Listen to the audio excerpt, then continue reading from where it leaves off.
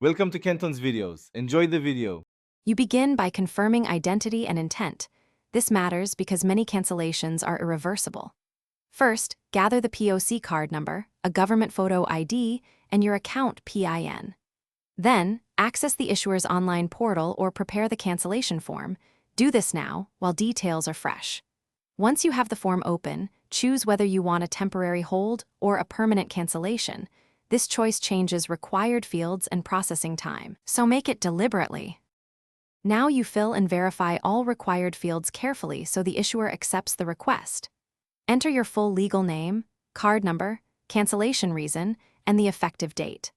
Attach a clear photo ID and provide a signature. Scan or photograph documents as PDF or JPG, or plan an in-person visit. Make sure your phone and email are up to date, because you'll receive a confirmation and follow-up instructions. Check spam folders and allow expected processing times. Finish by confirming submission and saving the confirmation number. This is your proof. You'll typically get an estimated completion timeframe. Note it and set a reminder.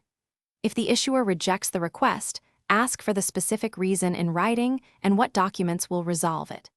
If you hit a delay beyond the stated window, escalate politely to a supervisor or ombudsman. Keep records of all interactions, because documented escalation shortens resolution time and protects your rights. Thanks for watching. Consider subscribing if we helped you.